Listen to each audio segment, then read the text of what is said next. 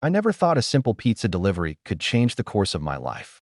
That evening began like any other, with me rushing through the narrow streets, balancing the heat of stacked boxes against my arm, and hoping for a decent tip to make the shift worthwhile. My job wasn't glamorous, but it paid the bills, and with rent creeping up each month, every delivery counted. I had someone waiting for me at home too, someone who trusted me completely and believed that I was out here working hard for us. That thought usually kept me grounded, reminding me that all of this effort wasn't just for me. When the call came through for a late-night delivery, I barely hesitated. The address was in a neighborhood I didn't usually cover, quiet and unfamiliar, but I shrugged it off. Work was work, and it wasn't the first time I'd gone out of my way. Still, something about the tone on the phone, a voice that sounded half playful, half commanding, stuck in the back of my mind. I told myself not to overthink. The building was old, its paint chipped, and the stairwell smelled faintly of smoke and damp wood. I climbed up to the third floor, balancing the pizza bag carefully. The hallway light flickered above me, and for a second I wondered if I should have brought the bike lock inside with me. But before I could turn that thought over, the door opened. Three men stood there, all smiling like they had been expecting me for hours. They were tall, confident, and carried themselves in a way that instantly made the small apartment feel crowded. One of them clapped me on the back as I handed over the boxes, his laughter deep and booming, while another reached for the wallet and waved me inside. "Come in for a minute," one of them said casually, as if it was the most natural request in the world. I hesitated, shifting my weight from one foot to the other. Usually, I just dropped the food, collected the cash, and left. But the way they insisted, with warm grins and easy charm, made it hard to refuse. I told myself it wouldn't hurt to step inside for a moment, maybe get a glass of water before rushing back out into the night. The apartment was warmer than I expected, cozy despite its rough edges.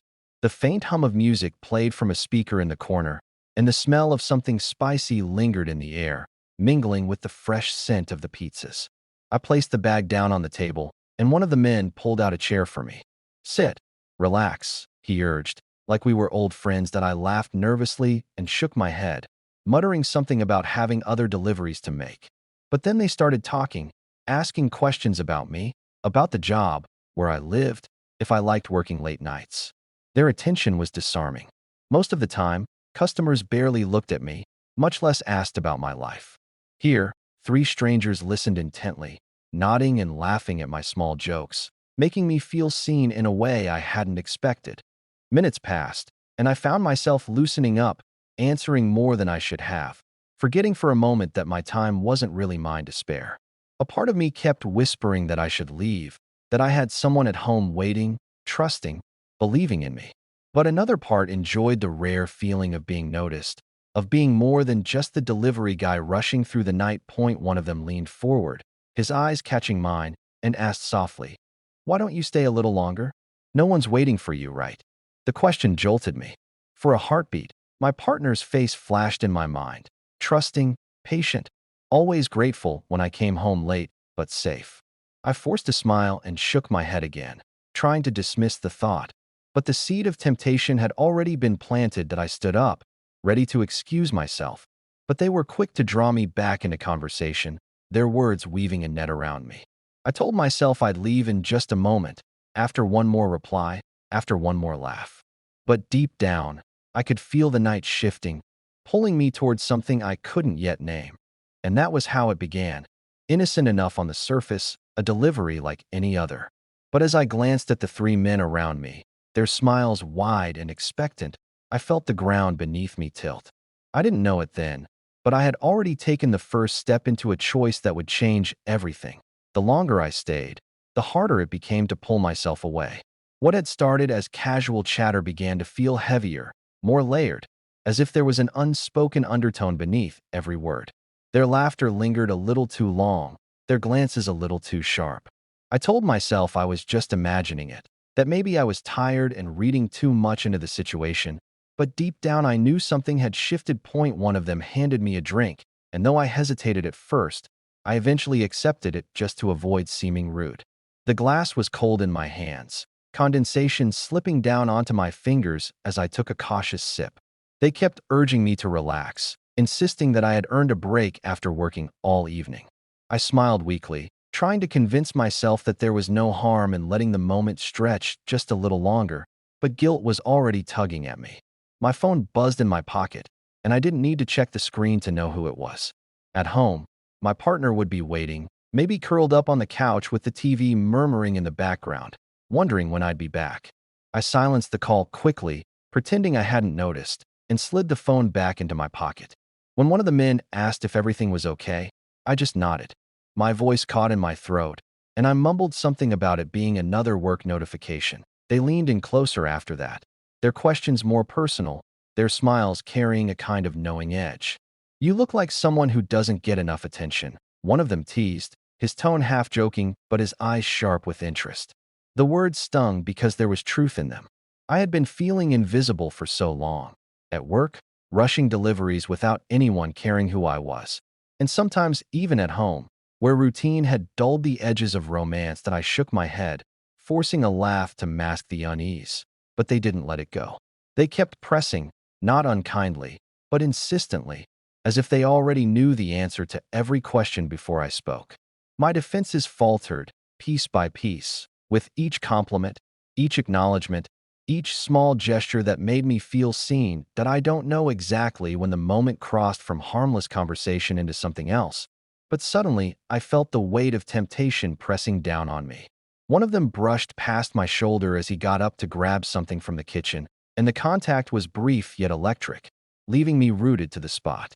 Another one leaned forward, his voice low, telling me I looked tense, like I was carrying the whole world on my shoulders. I swallowed hard, trying to form an excuse to leave, but the words refused to come. The music in the background seemed louder now, filling the silences between sentences. My chest tightened as I looked around the room, at the three of them so casually confident, and at myself, out of place, yet strangely drawn in. I wanted to believe I could walk away, that I still had control, but each passing second made that decision harder. I thought of home again, of the person who trusted me without question. I imagined their smile, their warmth, the way they believed in me so completely. That should have been enough to anchor me, to push me to stand up and leave. But instead, I lingered, torn between loyalty and the strange pull of the moment. When one of them asked, "Why rush back to someone who doesn't understand what you need?" I froze. The words cut deep because they touched a wound I hadn't admitted even to myself. Was I really satisfied? Or had I been silently craving something more, something that made me feel alive again? I told myself it was just curiosity, that there was no harm in staying a little longer. I would leave soon, I promised myself, just not yet. But even as I thought it, I knew I was lying. The line between right and wrong was already blurred, and I was standing on the edge of a choice that could not be undone. That night, I let the moment stretch too far. I let their words sink deeper than I should have. And in that weakness, I felt myself begin to betray everything I had promised, everything I thought I stood for. That I didn't realize it at the time. But by staying in that room, I had already crossed the point of no return. The days that followed felt strange, like I was walking through two separate lives at once. On the surface, everything looked normal. I woke up, went to work, came home, and tried to keep the same rhythm as before. My partner greeted me with warmth, asking about my deliveries, telling me about their day, and smiling like nothing had changed. But inside me, something had shifted. A secret had settled into my chest, heavy and uncomfortable, and it followed me everywhere. That I told myself it was just one night, that nothing serious had happened, that I could put it behind me if I just tried hard enough. But the truth was, the memory of it lingered, pulling at me like a tide. The way they had looked at me, the way they made me feel, noticed, wanted, alive, it was intoxicating in a way I couldn't explain. I didn't want to admit it, but a part of me craved that feeling again. It didn't take long before I found myself back in that same neighborhood, under the same flickering hallway light, pizza bag in hand. This time, I didn't even hesitate when they invited me inside. I told myself I was just being polite, that it was nothing more than stopping in to chat for a few minutes. But deep down, I knew I was lying. I was choosing to step back into temptation. The pattern grew quickly. A delivery here, a text message there, and soon enough, I was making excuses to visit even when it wasn't on the schedule. I crafted little lies without thinking, working late, stuck on extra runs, bike troubles, and my partner believed them every time. Their trust was a shield I hid behind. Even as I chipped away at it with every dishonest word at a T first, I convinced myself that I still had control. I could draw lines, keep things casual, stop whenever I wanted. But lines blurred faster than I expected. What had started as harmless conversations turned into longer evenings, and longer evenings turned into something more. Each time, I promised myself it would be the last, but somehow, there was always a next time. Back at home, the guilt started to leak into everything. I caught myself being distant, distracted, avoiding my partner's eyes when they asked how my night had been. Simple questions made my stomach twist because I knew that every answer I gave was half a lie. Sometimes, I'd reach for their hand and then pull back, afraid they'd feel the truth in my touch. Other times, I overcompensated, being extra attentive, showering them with affection, trying to prove to myself that I still loved them. But no matter what I did, the weight of what I was hiding never went away. That my partner began to notice small changes, even if they didn't say anything outright. They'd pause a little longer when I walked in late, their eyes searching my face as though trying to read something I wasn't saying. They asked gently if I was tired, if work was stressing me, if I needed a break. I nodded, grateful for their kindness. But inside I felt smaller every day, knowing I was betraying the one person who truly cared for me. The more I tried to balance both sides of my life, the harder it became. With the three men, I felt a rush of excitement, like I was someone new, someone free from responsibility. But when I was home, the silence pressed against me, reminding me of everything I stood to lose. I could barely sleep, lying awake with my thoughts twisting into knots, my mind replaying every choice I had made. There were nights when I stared at my phone, torn between deleting their numbers or sending another message. I wanted to stop. I wanted to rewind to the moment before I ever stepped inside that apartment, but it was already too late. The secret had taken root, and I didn't know how to escape it without destroying everything around me. The cracks were beginning to show. My partner's questions became less casual, their eyes a little more guarded. The trust they had given me so freely was starting to waver, and I knew it was only a matter of time before the truth slipped out. Every lie, every excuse, every stolen moment was building toward an inevitable end. And deep down, I knew that when that moment came, nothing would ever be the same again. The end came more suddenly than I expected. I had been telling myself I could keep both lives separate forever, balancing on that fragile line. But deep down I knew it was only a matter of time before everything collapsed. Secrets have a way of surfacing, no matter how carefully you try to bury them. It was a late evening when the first crack split wide open. I had claimed I was running extra deliveries, but my partner grew suspicious and decided to check for themselves. Maybe it was instinct. Maybe it was the quiet changes in me over the past weeks that had finally piled up too high to ignore. Whatever it was, they found me, standing in that apartment, surrounded by the same three men who had first pulled me inside. My partner's face appeared in the doorway like a mirror shattering into 1,000 pieces. The silence in that moment was deafening. The men shifted uncomfortably, the music still humming faintly in the background, but all I could see was the look in my partner's eyes. Shock, disbelief, and then a pain so sharp it nearly broke me where I stood. I opened my mouth to explain, to stammer out some excuse, but the words never came. There was nothing I could say that could erase what they had just witnessed. They turned and left without a word, and though I chased after them, begging them to stop, begging them to listen, they wouldn't even look at me. I followed them into the street, the night air cold and heavy around us, but every step I took only pushed them further away. By the time I returned home later, the apartment we shared felt emptier than it ever had before. Their suitcase was gone. So was their trust. The days that followed blurred together in a haze of regret. I sent messages, I left voicemails, I even showed up at their workplace once, but they refused to answer me.